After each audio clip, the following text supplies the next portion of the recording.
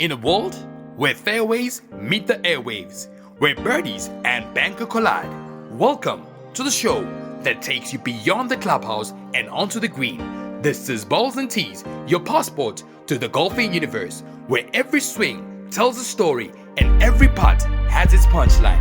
Get ready to step onto the lush greens and dive into the world of divots, drives, and delightful banter.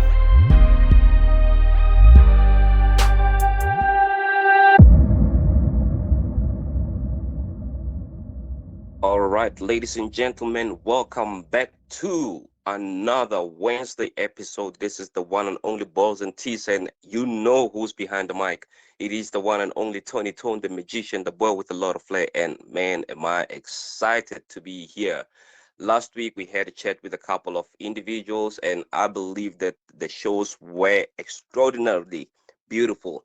But I can promise you something. Today is going to be out of this world. I'm going to blow your brains out, and trust me, listen, you don't need a ice cold glass today. You need a full 20-liter tank that's full of ice. So because today's show is going to be extremely blazing hot. So ladies and gentlemen, let me just explain to you what will be happening for those who have just started following us. This is Balls and Tees, the only relevant podcast when it comes to golf talk, and I have to tell you that we bring in the best of the best when it comes to our guests, and today's guest is on another level. So we will be having a chat with our guest in the next couple of minutes, but before we do so, like I always say, it's time for you to get refreshed because it's about to get hot. So what's going to be happening is that in the next hour or so, you will be mesmerized by the chat that we'll be having, whether you play golf, whether you haven't played golf. I'm telling you, after this, you'd want to grab your clubs and get into the golf course because you will be oomphed up. So, ladies and gentlemen, this is Tony Tone, the one and only magician, and I want you to take a 2 minute break and go and grab that ice cold 20-liter bucket because you will need to cool yourself down.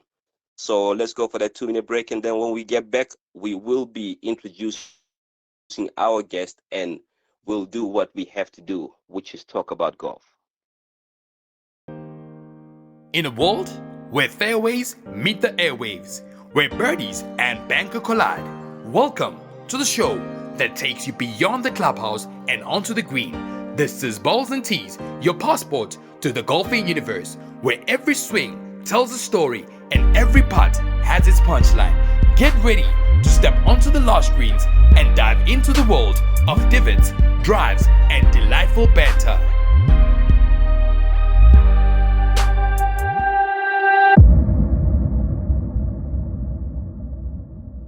Ladies and gentlemen, thank you for staying tuned in. As you already know, you are checking into Balls and Tees, the only relevant podcast, and this is your magician, the one and only Tony Tone, a classic man indeed.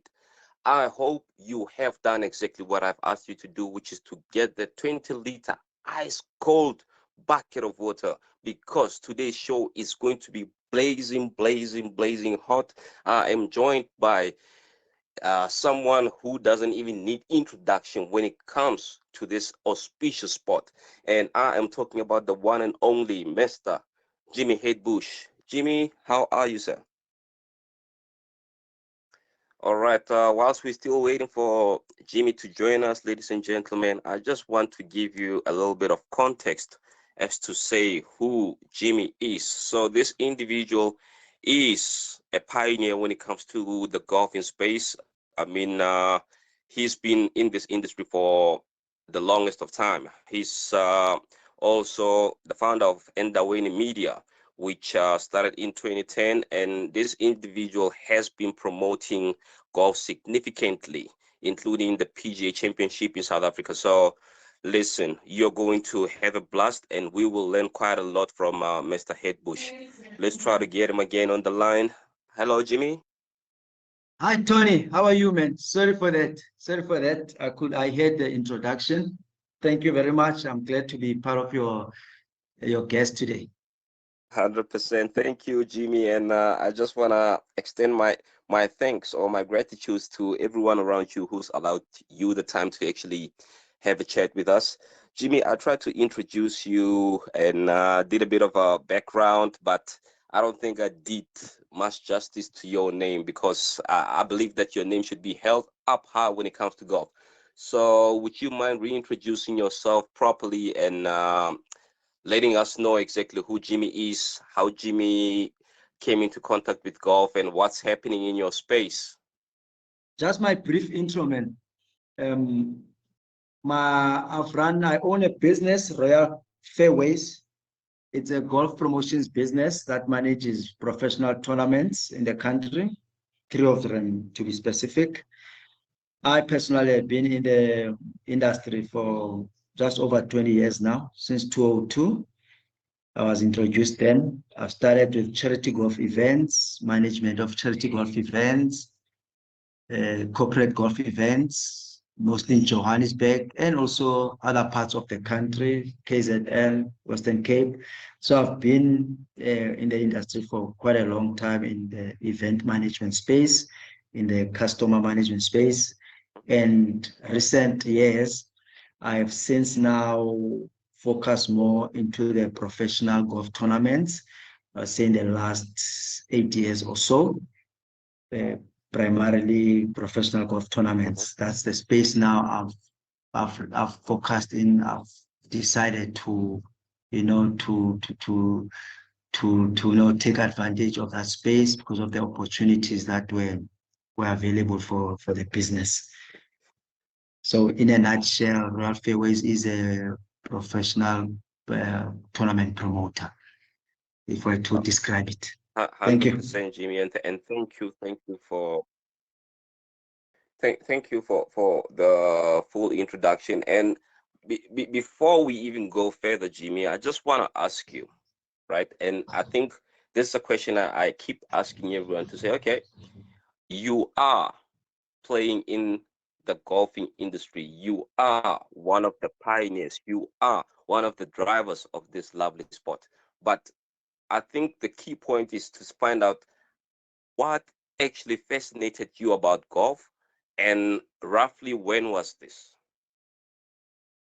Tony, I think you use the correct word there. What fascinated? It really got me fascinated when I started in the business as early as I said, 2002.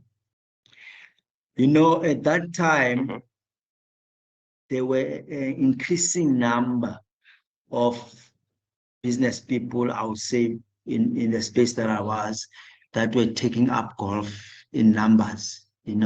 I say late 90s, early 2000s, I was surrounded by more and more people taking up the sport, and the number was growing exponentially. And me being in the, just prior to starting the business, being involved, I was in the media space, in the advertising space, and I then identified an opportunity. There could be an opportunity here in organizing events for this growing number of golf enthusiasts, because there was a limited number of event companies that, whether they were black owned or white owned, irrespective, but there was a limited number of companies, event companies that solely focus in the golfing space. And even there, we're one of the very few that only did golf. And the reason being, we wanted to be a specialist in the field, not just, there are companies that specialize in wedding, in parties, in those types of events. So we just wanted to also set ourselves apart within the eventing space to be a golf specialist. So really, as I say, what really fascinated me and got me interested, it was being surrounded by this growing number of golfers, black golfers, there was a lot of black golfers that are black people taking up the sport. And I thought, here's an opportunity. So that's how I got interested in the sport. Oh, Lovely, lovely. Now, I mean, you mentioned that that there was no specific entity that actually was playing in this field from an events management point of view. Now, I would like to ask you, as a businessman, first and foremost, and secondly, as someone who was sort of relatively new to the sport at that time when you started your entity, or when you started seeing the gap in the market, wasn't it a scary thing for you to actually say, you know what, I am going to get into this space, and obviously there would be some red tapes here and there. Wasn't it a very scary time for you to say, I'm going to take this risk, not knowing exactly what's going to be happening afterwards? Tony, I won't say I was scary, but I knew from the onset it was a high risk. I mean, it was a high risk because it was a new business venture, something I've never done before, you know. And but I think what really kept me strong or kept me believe was I believe in the opportunity. And I was right, you know, in the initial stages, accepting it's a high risk. So in the initial stage, it was very tough. I must be honest with you. It was really daunting starting the business, you know, getting it up and running, because there was, as I said, few companies that were doing what I wanted to do, you know. So, but the belief that there is an opportunity. And also, you know, when I started the business, I was also starting also to play as a player, you know, socially. So what also encouraged me, I was friends, business associates that I was playing golf with them socially, you know, on a weekly basis. And I could see how golfers were passionate about the sport. And that really kept me motivated and going, that I believed in what I was doing. But at no time I thought it was an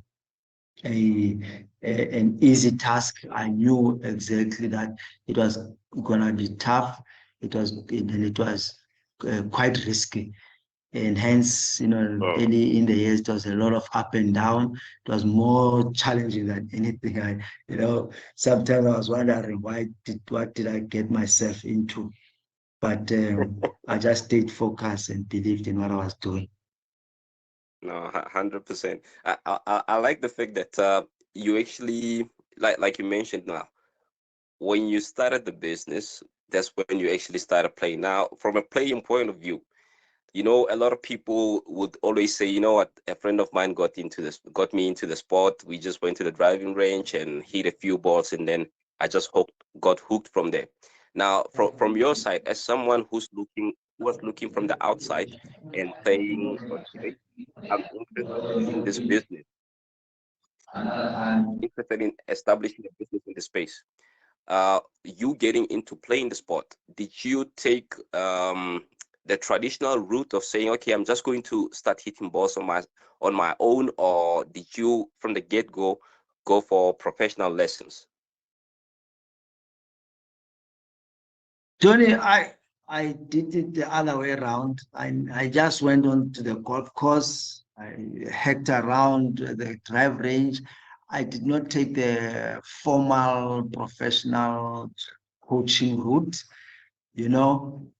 So I took on a lot of bad habits along the way, which I'm still battling with up to today. But you know, I'm one of those who just got hooked and enjoyed what being on the golf course was all about. I think I more enjoyed the social and the interaction with friends and business colleagues, and being out there and hitting the golf ball and being in that environment. And also, as much as it was social, there was a lot of competitive. It's a competitive nature about playing with other golfers. So I really enjoyed that part of the game, and you know, but I didn't, as I said, take the traditional coaching route. You know, even though I picked up coaching lessons along the way, you know, which I advise anyone who wants to take up golf to, you must start with a coach before anything else. Otherwise, you'll get stuck with bad habits. But I'm glad I took up the sport, and I still play socially, but it's not as much as I would love to, you know. But answering your question, I just fumbled and went on the course. That's it. I like your honesty because, like I said, a lot of us, we just decide, you know what, now it's time that I challenge myself, and we just go into the driving range, miss, dove, hit a few balls, and then we get excited, and then from there, that's when we like, okay, now I'm getting invested into the sport. But I just want to find out. I mean, you are playing in in a very big industry from a business point of view, and having built your business around this huge industry, and obviously you actually working in the professional side of things, how does it feel like constantly coming to engage with these big names in the golfing industry, or should I say, how did it feel when you first started meeting all these big guys in the golfing space, knowing that you only just started playing golf as well? Did you envision yourself being I don't want to say a professional golfer, but being at that caliber as well one day? You know, when I started with the events, corporate events, and about the business, so I always seen it as a business, serving customers, doing events for customers. You know, so that's really what was my approach. You know, so it was maybe not meeting. It was always respecting the customer all the time. I think even up to today, that's really what that's the focus of the business. At the end of the day, you know, the stakeholders that are involved. So nothing much has changed, because from the onset, I understood that I needed to really respect and focus on what the customer wanted.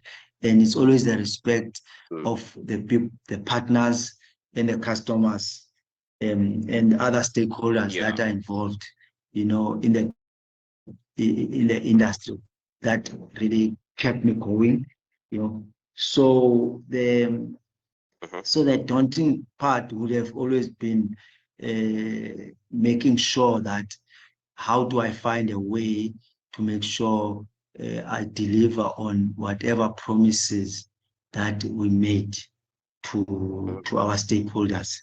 So that has always been what is driving me, and what I always try to make sure I accomplish, more less so of the profile of the individuals that one was dealing with, but at the end of the day, we had to give respect to anybody or any organization that we dealt with, even up to today, you know.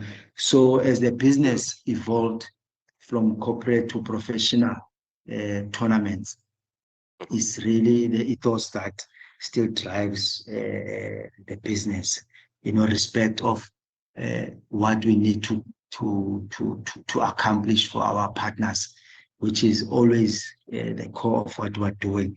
Even though it changes, you know, when you're dealing with professional golfers or your professional bodies, you know, or like the PGA of South Africa, you always have to make sure we keep their brand, as you know, being associated with such institutions, working with them. At the end of the day, you have to make sure you their credibility is protected through their being associated with them. So that respect for our partners is always be there, and it's very important, because we do deal and work with quite reputable brands and institutions that their brands have got respect are well respected in the golf fraternity. So in what we're doing, we have to make sure we take that into we're cognizant of that. No, 100%. I hope. And I mean, we with what you said. No. I like the way you answered it, because often enough we talk about golf being a sport of integrity, which is a key thing in one's life to actually have. Now, you mentioned respect a lot, to say the one thing that you've always done was to show respect to the players, to the brands that you associate yourself with, to all the partners that are involved in whatever project that you're doing. And that has always kept you afloat. And you've also bear in mind that, you know what, the players as well as the brands that you're dealing with, they've got a particular reputation, and you've always tried to keep that in mind, to say, regardless what happens here, I need to put respect first and make sure that the reputation of my partners is well represented and well preserved. So I really love how you approach the whole thing. But I want to find out from your side, as a business owner, as the man who has taken the steering wheel and decided, you know what, I'm going to drive this thing. Royal Fairways, what challenges have you faced along the way whilst building your brand and making sure that you put yourself out there? What major challenges did you come across, and how did you actually navigate around them?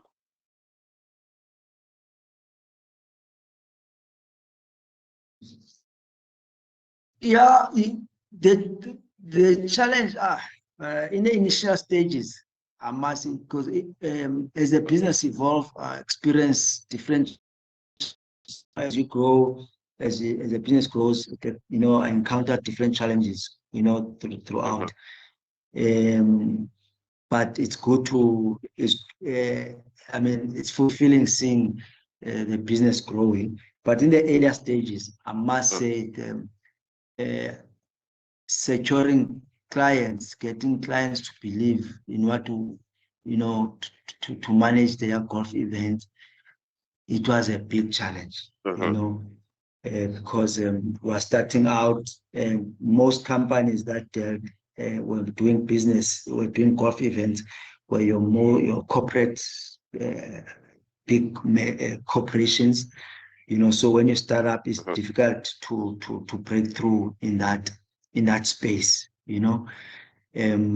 so that was really a challenge, which over the years we managed to win. And also the other events that we really got involved with were your fundraising events, your mayoral golf events, department golf events. Those fundraising events were really in the initial stages, dealing with them, inviting companies, getting sponsors, getting revenue. I think it still is a challenge, any fundraising golf event, whoever still does them, it's still a challenge, And then also, your typical,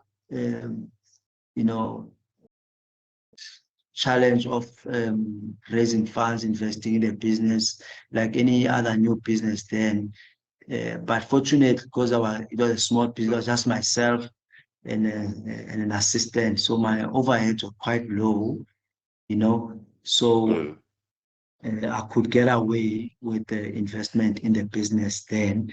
But getting getting customers was really a big challenge, But over the years, we managed to get customers and clients and clients that believed in us, But as we grew and evolving in the business, getting into the professional space now of managing tournaments, it was a game changer in what we were doing. That we started with the Soweto Golf Cup. I think it was 2023 when we started. When I started partnering with the PGA champion, PGA of South Africa, doing a PGA sanctioned professional tournament in Soweto.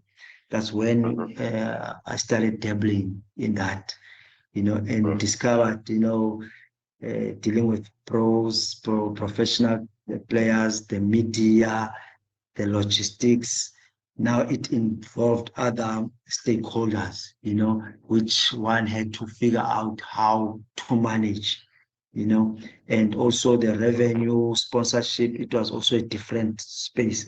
I mean, we of course can elaborate more in our conversations, but it's just to introduce the challenges one was dealing with, So now with the professional tournament space, of course, the biggest challenge, I'll say, in my opinion, is making sure raising enough sponsorship to pull through a tournament. I think that's one of the biggest challenges one needs to overcome, because any tournament, you need to generate enough revenue to cover the tournament costs, and you have to find brands that believe in what you are doing, that believe in golf, that also believe that they'll yield benefits from a professional tournament. So that's really an ongoing challenge, But once an event is settled, is found life longevity in the calendar, easier. Thank you. No, 100%. And I have to say, being persistent in what you believe and being optimistic in everything that you believe, I think it has proven itself.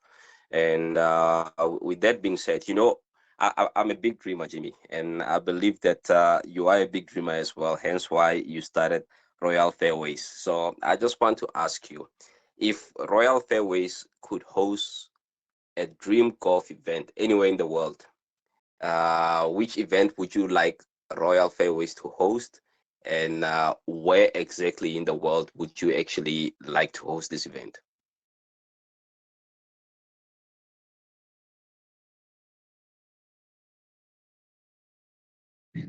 Hey, Tony, I'm smiling here. I don't know whether I'll call it a dream, but it's definitely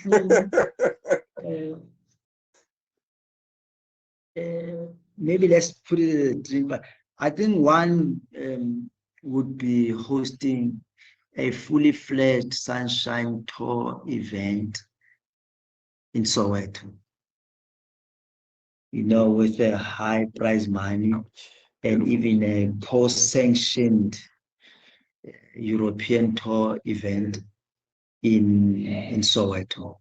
I think that would be a major accomplishment for me personally and as a business, And I mean, with the Limpopo Championship, we have co-sanctioned it with the European Challenge Tour.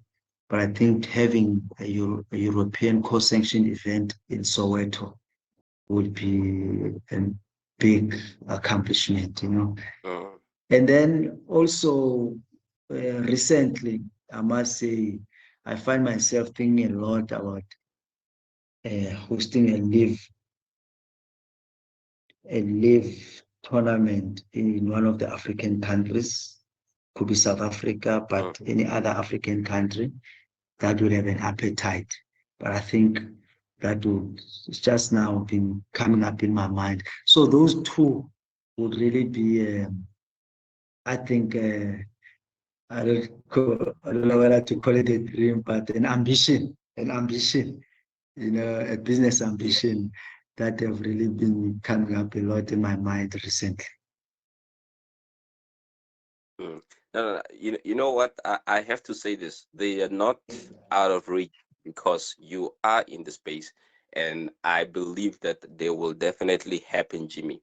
It's something that you're passionate about. It's something that you've been doing. So it's just a matter of maybe overspreading your wings, and then they shall come. I believe they are coming.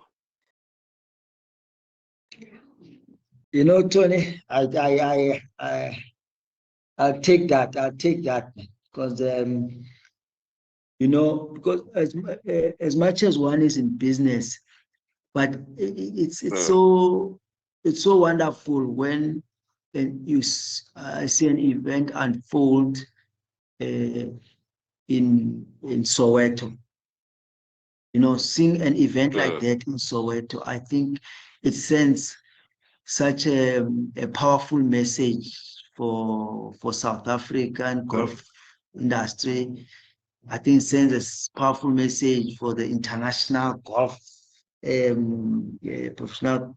Uh, you know, because a European Tour sanction event in Soweto, it will be. I mean, it will really mm, change the landscape of golf in our country, or it will contribute to the growth of the yeah, sport. So as much as one is in business, I at the end of the day, whatever I would try to involve in, we like to see it making an impact, a bigger impact within the industry, not just the pocket, you know, but what does it say yeah. to the industry? What message does it say? You know, what impact does it do? So I think these Mm, uh, uh, uh, ambitions that I've just mentioned to you, the two, I think beyond our borders, it will make such a big impact, you know, within the South mhm, Africa, the African continent, and the European and yeah. international golf, you know, uh, international golf industry. I think those two events will send a powerful message of golf. Mm, And 100%. And I mean, I like the fact that you were clarifying to say yes, it might make a difference in the pocket, but the bigger scheme of things is to actually make a difference to the landscape of golf within the country. Because in essence, Soweto is the only township in South Africa that has a golf course, and it has hosted some pro tournaments. So for a tournament of that magnitude to actually come, it ignites the spirits of South Africans to say, listen, guys, anything is possible. We just have to put our minds to it, and we need to all work together to make sure that we promote what we believe and we will reach our goals. So big ups for you viewing things in that way, Jimmy. It requires a person with a very big heart to say, you know what, it's not just about Royal Fairways. It's about the country as a whole. It's about the industry as a whole to say what can we do to shake it up and make it more interesting.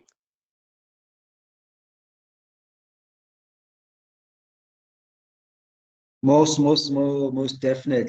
definitely. Yeah, I mean, you know, the three tournaments that we are part of, you know, there's the Limpopo Championship, the PGA Championship, and the Soweto Golf Cup. You know, I think that's it's what essentially what we try to do with each tournament. You know, the one in Limpopo, the Limpopo Championship, has been running for 6 years now, you know, on the Sunshine Tour calendar. And Yeah. it's hosted in a black-owned estate, you know, which is, I think it's the only Sunshine Tour event that is on such, you know, a black-owned golf course. And it's in a small Mm, Dorpen.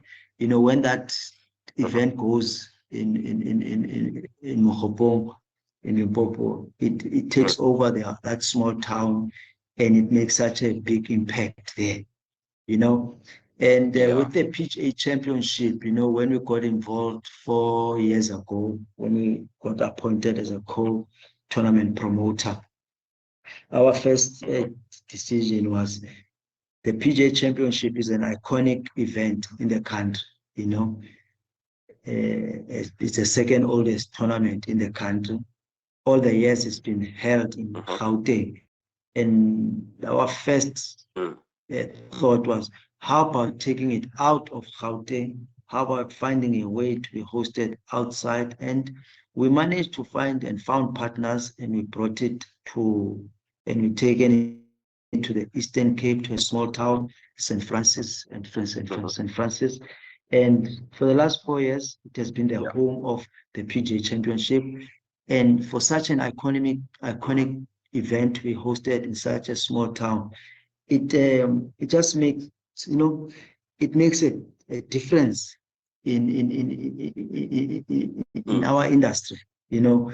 And also, I mean, the Soweto Golf Cup, I mean, we've held it there since 2013, but we stopped for a couple of years and we brought back again 2 years ago. We partnered with the PGA of South Africa.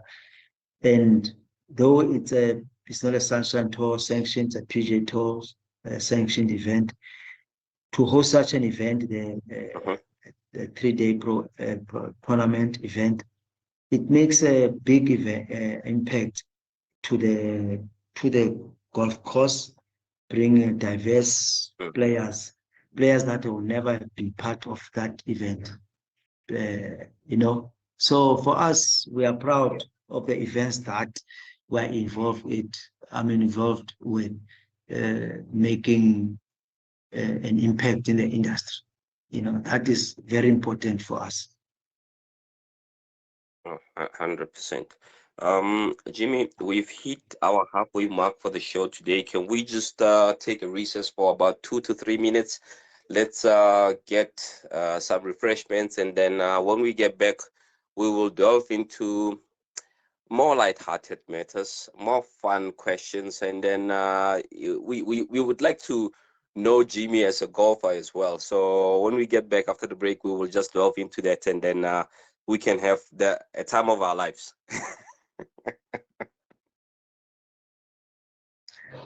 Okay, that's fine. Let's take a break. I'll mute my mic, and I'll be on standby. Thank you so much, sir. Invisible Ink Consulting, your gateway to financial success. We specialize in providing the best solutions to manage your finance and accounting, ensuring a better life for you and your business. Our expert team offers top-notch accounting and tax consulting services tailored to various industries, including but not limited to engineering, medical practitioners, in construction, non-profits, events management, attorneys and financial services. Experience the power of our best analytics, backed by a commitment to our clients and a high level of knowledge. At Invisible Ink Consulting, we strive to deliver the best service you can get, making your financial journey seamless and rewarding. Choose Invisible Ink Consulting for a brighter financial future. Your success our priority. Please visit us at www.invisibleinc.co.za to reach us. www.invisibleinc.co.za. In a world where fairways meet the airwaves, where birdies and banker collide, welcome to the show that takes you beyond the clubhouse and onto the green. This is Balls and Tees, your passport to the golfing universe, where every swing tells a story and every putt has its punchline. Get ready to step onto the lush greens and dive into the world of divots, drives, and delightful banter.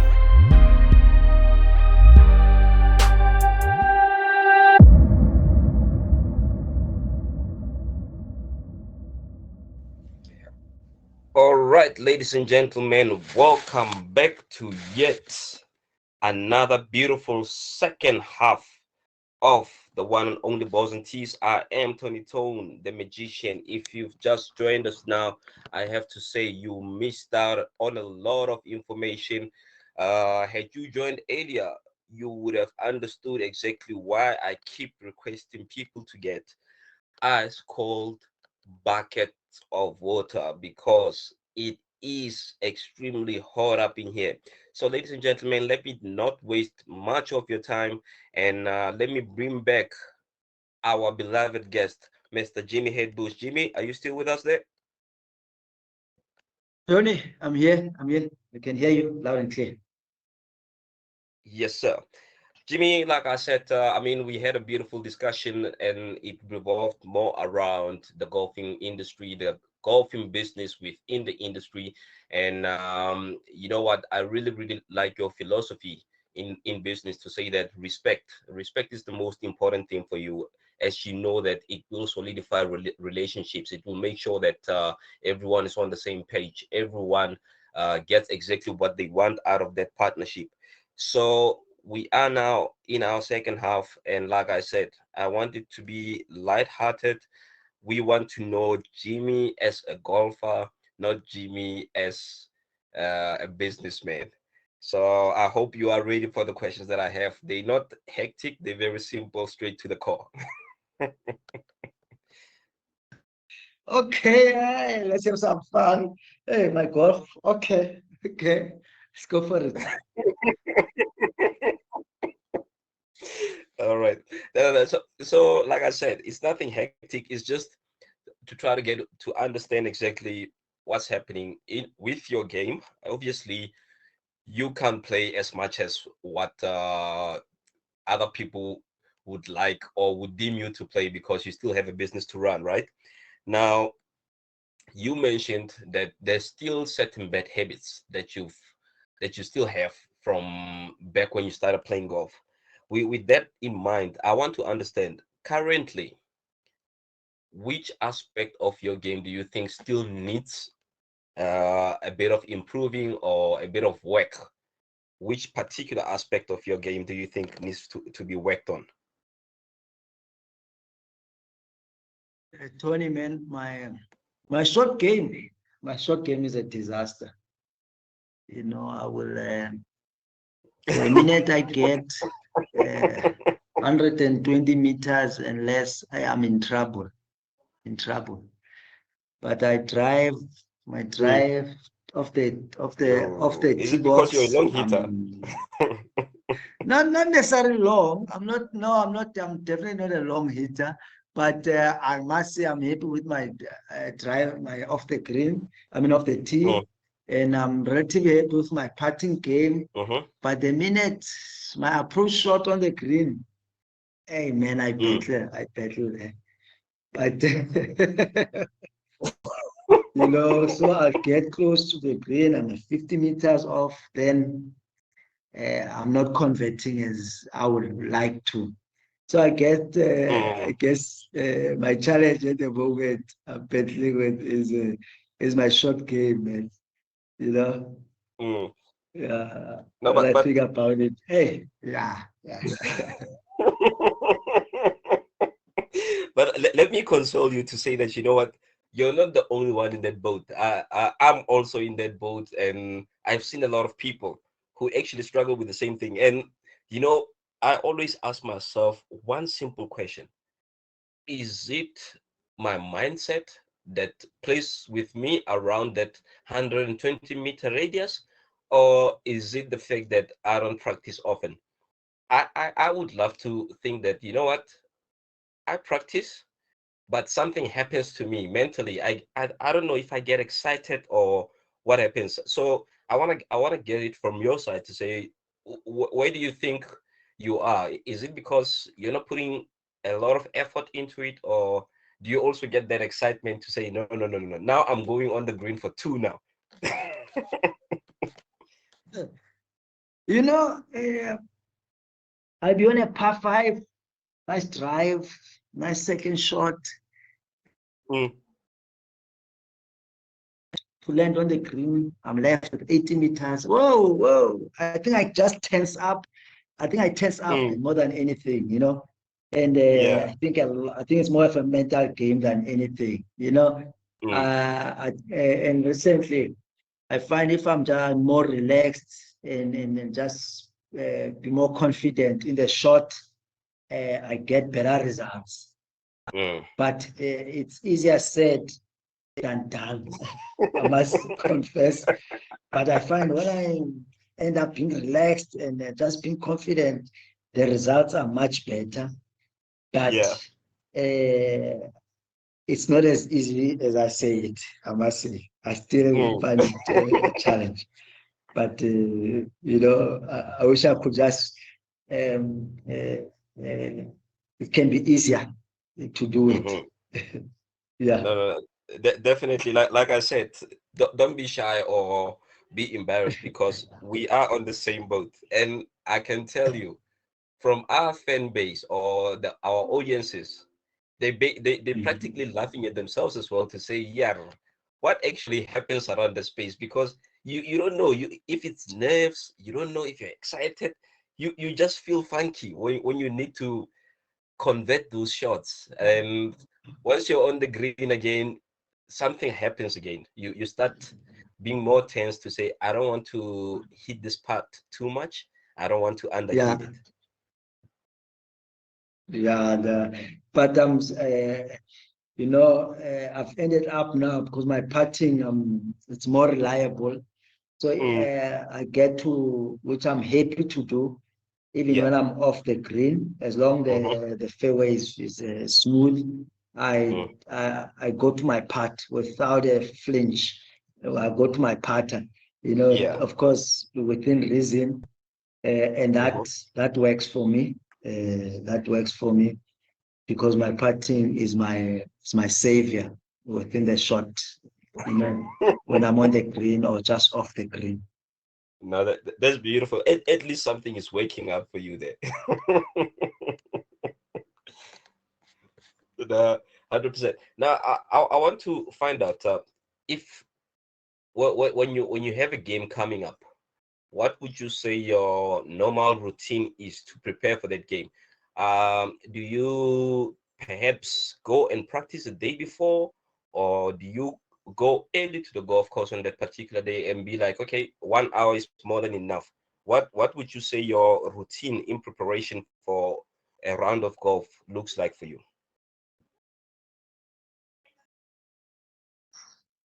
Honestly, if I go play with someone I've played, I mean, a friend I would play regular with or Mhm. the family member, I'll just go to the course without practicing.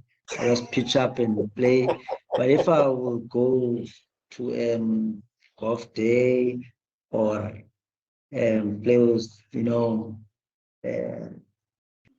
uh, depending, what type of who I'll be playing with, I must say.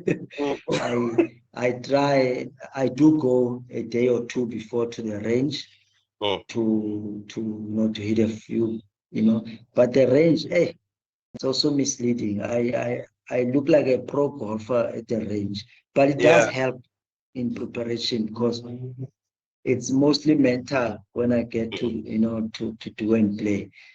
But to be honest with you, most of the time, if I play with a family member, someone I play with, most of the Mm, time I just pitch up and putt a few putts before we hit.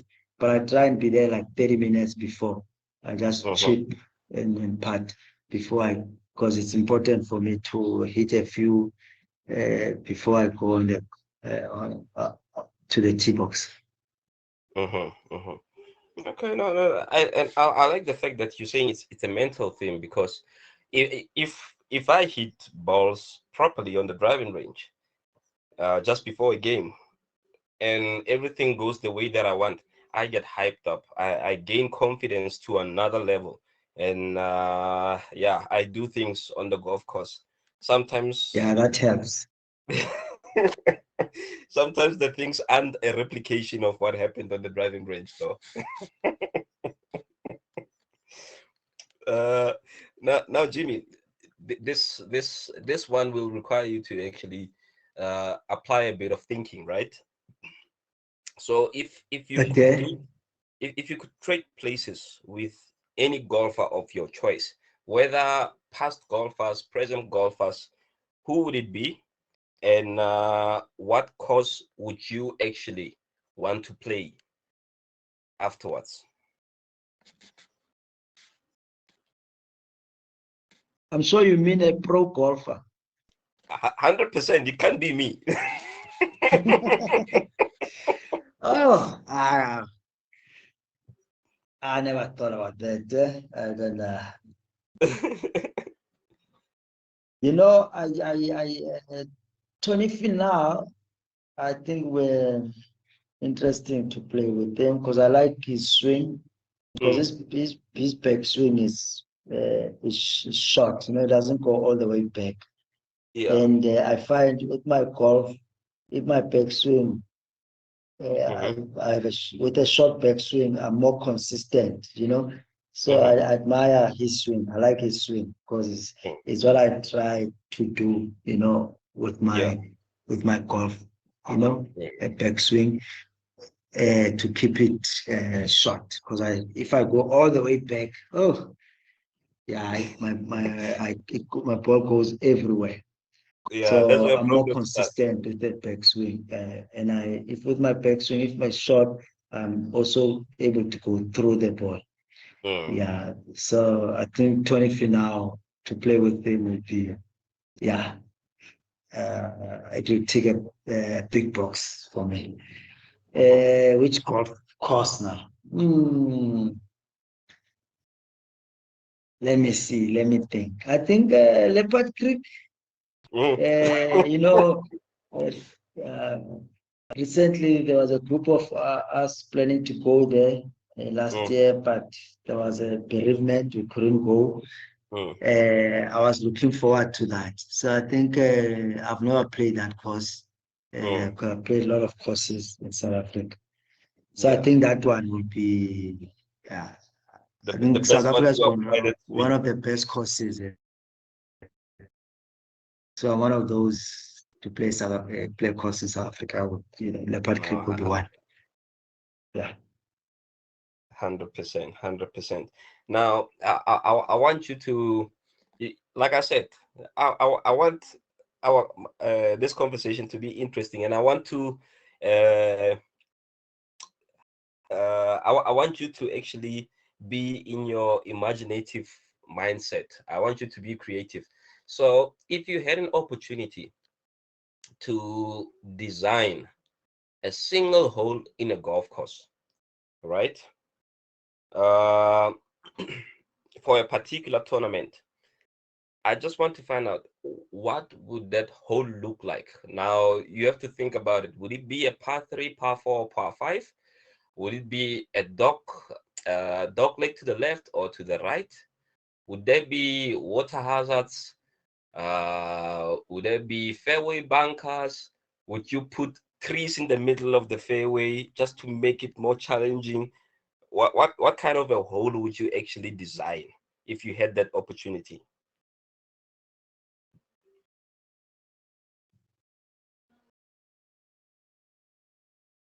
You know, for me, that would, I'm gonna think I'm gonna think for my game, to be honest with you.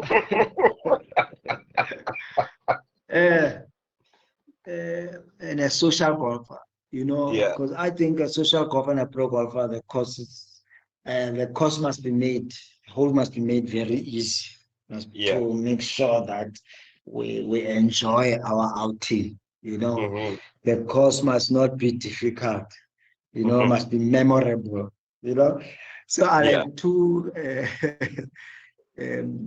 Instead of one hole, I think rather make it 2 holes. One one an easier hole, one a bit more difficult hole.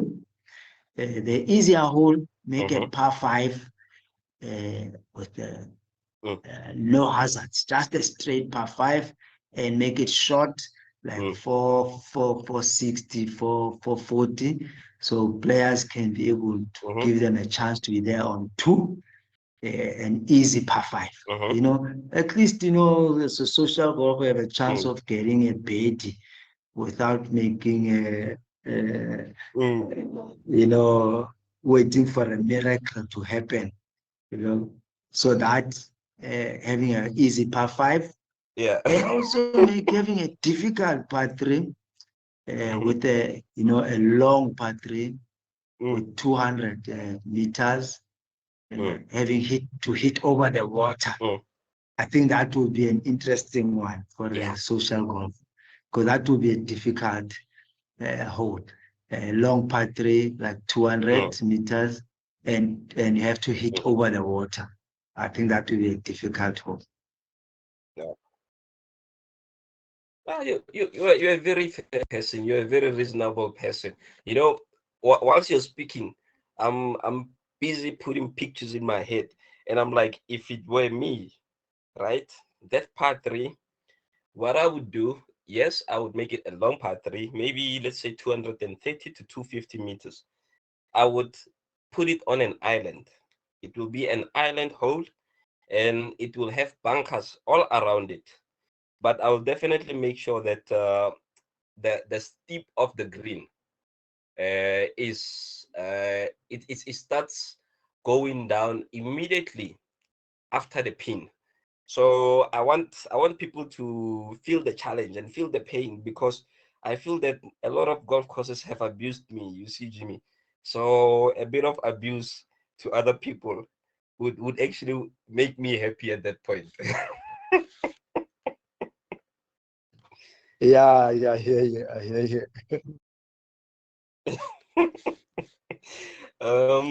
Now, my other question here is that, so if at any point in time, right, as a golfer, you had an opportunity to choose a caddy that was a historical figure, who would be your caddy, and what kind of advice would you actually seek from this particular individual?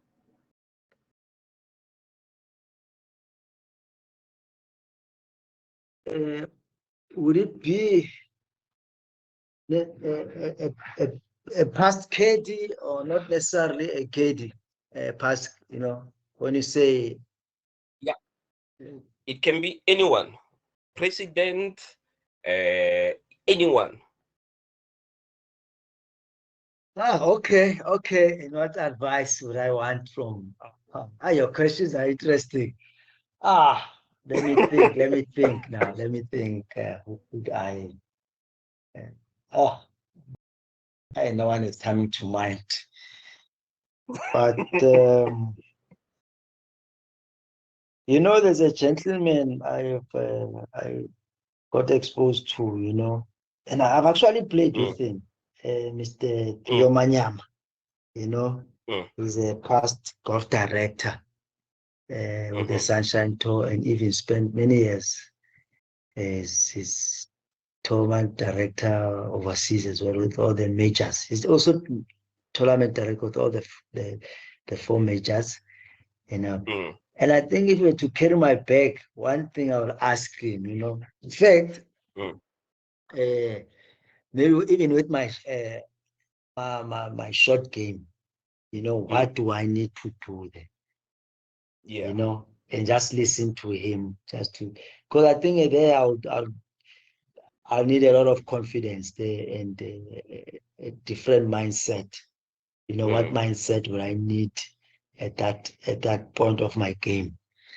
And someone like that who's got experience in the golf, it will be easy for me to trust his advice, easy for me to just take his instructions and not thinking about a lot, in my mind.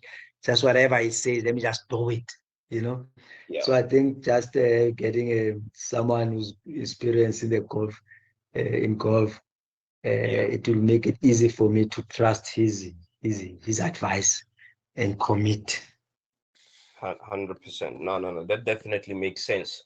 And I think it would be relatable because he's, like you said, is someone who has been in this industry for quite so long. And if you look at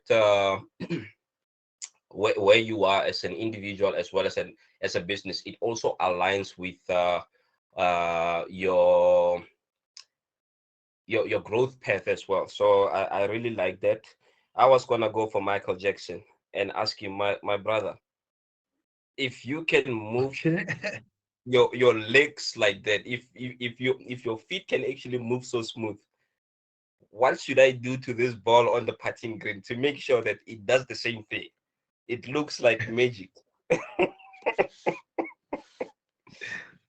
Yeah, that's quite thing outside the box. Yeah, yeah. Yeah. Jimmy, we only have a few minutes left, but now, like I said, those were intense questions. I just have like 2, 3 questions, very easy, short, right? What's the most unusual thing that you've seen happening on a golf course?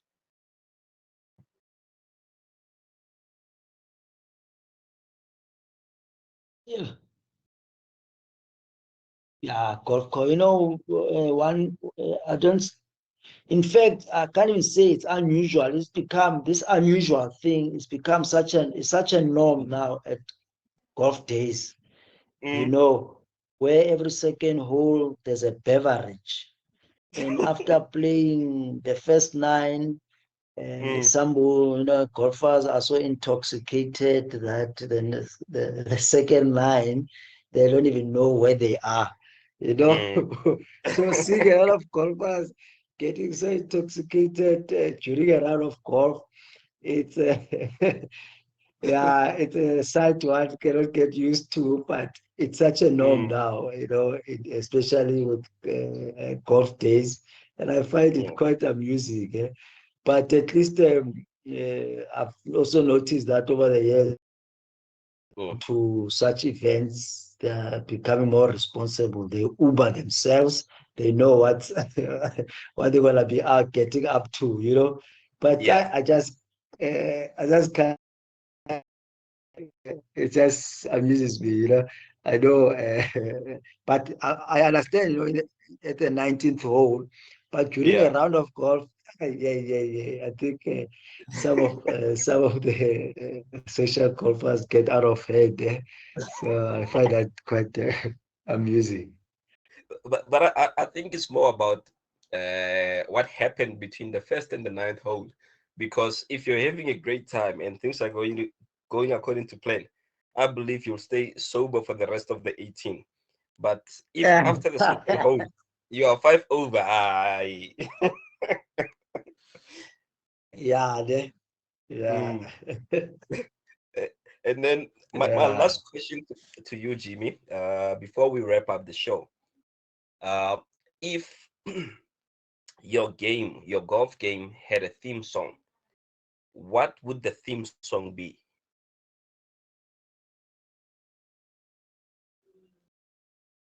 Hmm. You're asking me things not. Yeah, I'll stretch my mind. I must think, what song now? Oh. Hmm.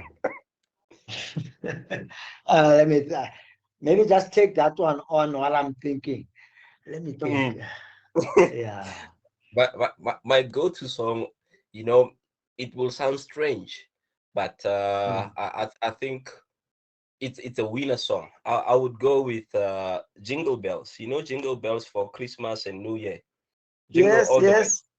That would be my theme song because it's light, it's very energetic, and if you listen to the lyrics, it says jingle all the way. So from the get-go, from the first hole up till the 18th hole, I'll just be jingling.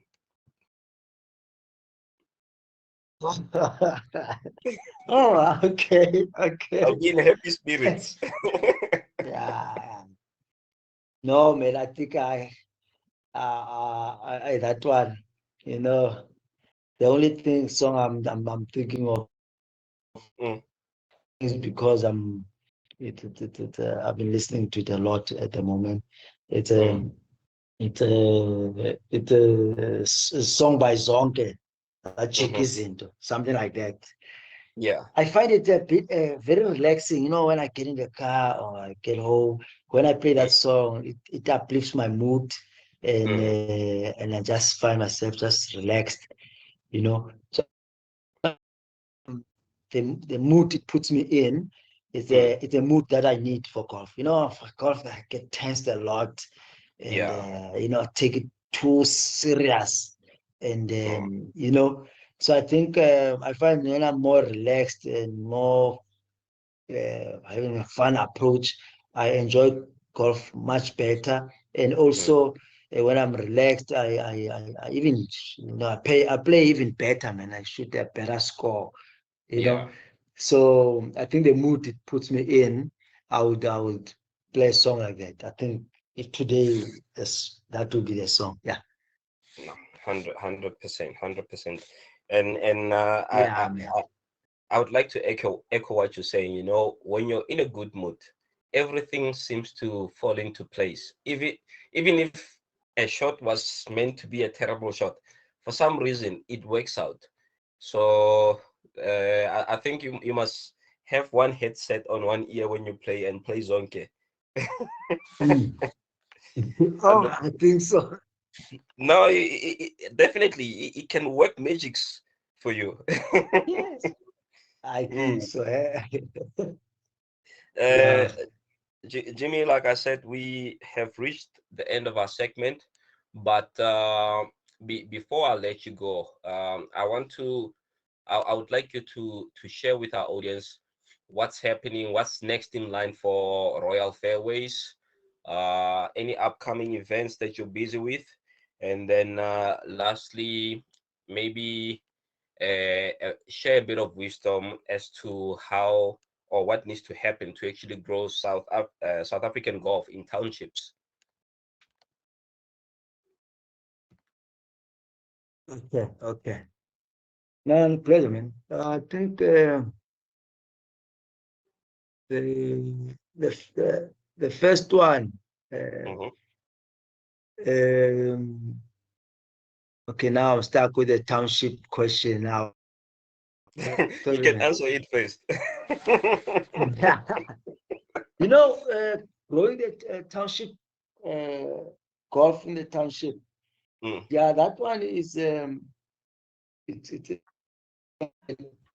it's a tough one, mm, purely because the accessibility of the facilities in yeah. townships. You know, Mhm. because any sport it grows, experience growth due to accessibility. You know, Yeah. so that's why you'll find a lot of young kids, a lot of talent in Soweto. Mhm. There's a lot of young kids who take up golf in Soweto because there's a golf course in the township, you know. And I know in Tembisa there's a drive range or a Mm, golf facility there. There's also a number of kids there that play golf. mhm. So to answer your question, growing golf in the township, I think it's really twofold. If Mm, there could be an introduction of drive ranges, just a drive range, yeah. you know, because there the investment and come because there's open fields in the townships that can be turned into drive ranges, having more Mm, kids there, you know. And yeah. also when kids, the young kids grow and Mm, start playing at other golf courses, there'll always be a facility within close proximity where they can practice without spending a lot of resources mhm. traveling. You know, because Yeah. you need to spend as much time as possible practicing. Mm, That's where even other people, because there's a golf now. I mean, even as adults, mhm. there's a lot of uh, workers, people who've retired, who play Mm, golf in Soweto or even other townships. Now yeah. if they just want to go and practice before they go and play, there needs to be a practice facility. Mm, There's a lot of people in townships who play golf who are adults. yeah. So it's not just the growth is not just about kids, it's also about adults who want to take up golf, who stay in the township. So I Yeah. think the introduction of more practice facilities, drive ranges in townships, that will go a long way. Because having a golf course in a township, I think that will be requires more investment and it's more Mhm. of a barrier into the golf. I mean, in golf. So Yeah. I think that will be a good way of growing the game in the township.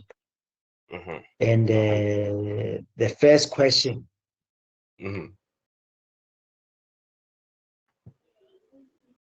just remind me, Tom. Uh, so I was just saying, what's in store for Royal Fairways moving forward? Any particular Yes, tournaments that you guys are working yes, on that yes. people can look out for? Yeah. So I mean, this year that's another exciting year for us. We still uh, involved in those 3 tournaments, but the big change for us now, for the first year, the Limpopo Championship will be moving to end of the year. It's always been the first quarter of the year, Oh, end of yeah. March, beginning of April, since for the last 6 years. So this year we've scheduled it now in October. And also the PGA Championship is still we're looking forward to the PGA Championship as well. Yes, and the Soweto Golf Cup in September. But the most exciting part is we're working on introducing a ladies Pro-Am event Oh, in lovely. August. So we're working hard on that now. That will be the first ladies event that we get involved in. We putting that together for August, and we're looking to host it in Limpopo as well. So that will be a new baby that we're putting together. But maybe on another note, man, before we part ways, I think also what's happening within golf, man, in our country.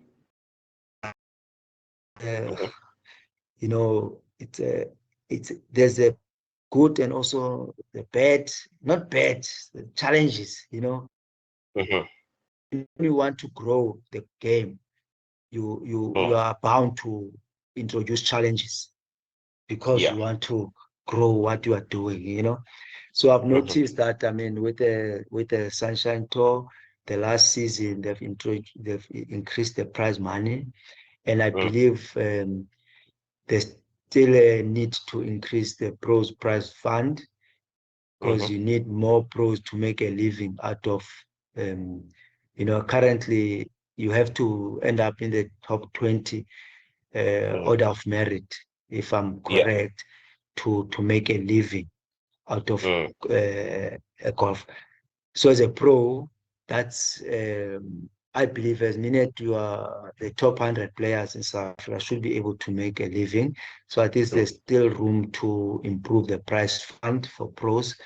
And also there needs to be more countries in Africa that host professional tournaments, Besides, I mean, it's only Swaziland, Zimbabwe, and Zambia, and Kenya that I'm aware of.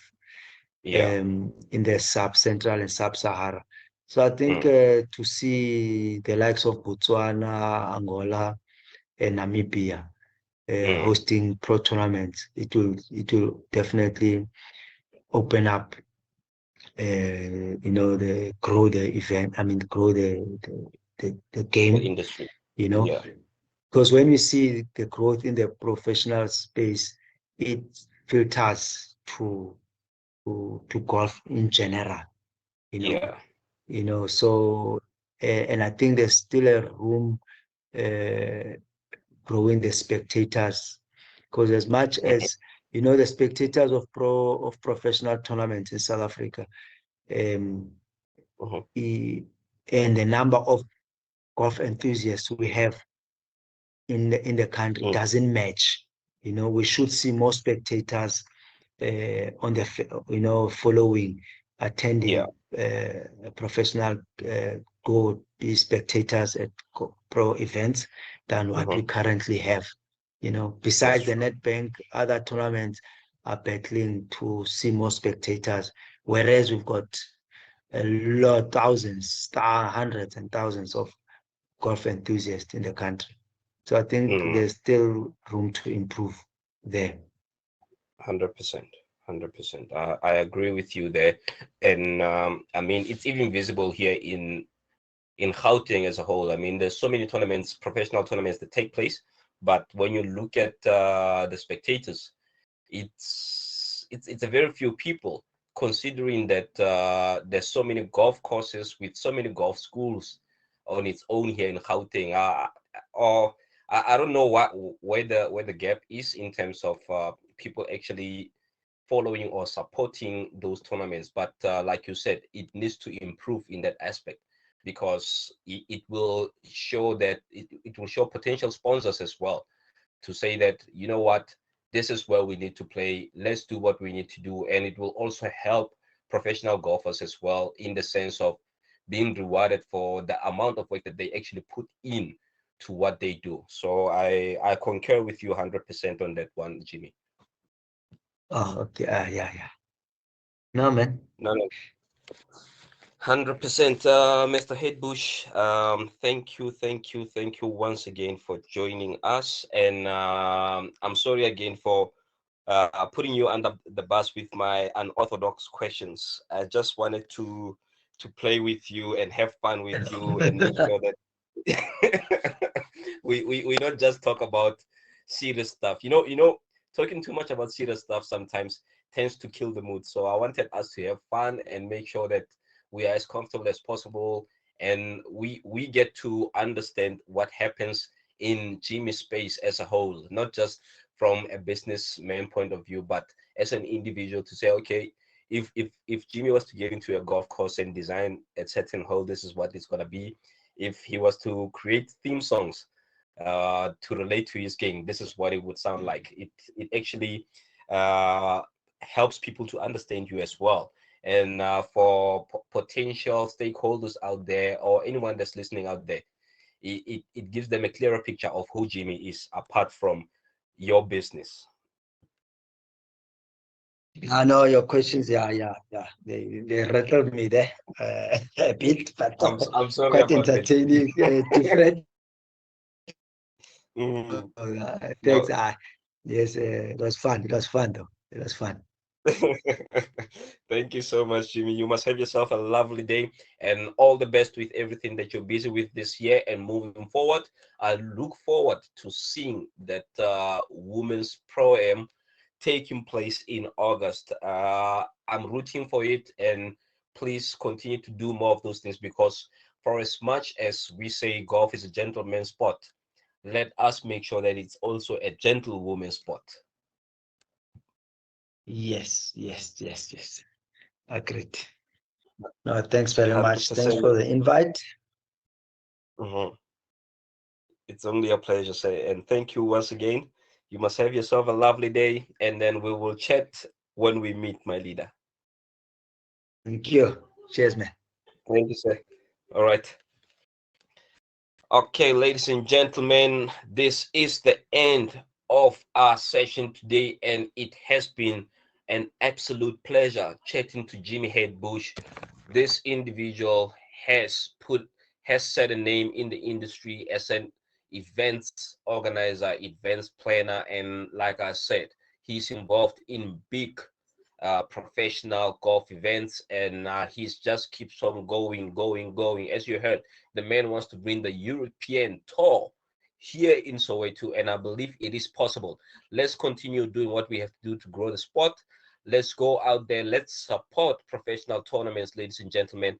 You know, it's so strange that a lot of golf days are actually fuller than some of the professional tournaments when we're looking at it from a supporter's point of view. So I would like to urge everyone out there, player, non-player, please, when there is a professional golf event near you, make sure you attend, go and support the sport so that the sport can continue to grow.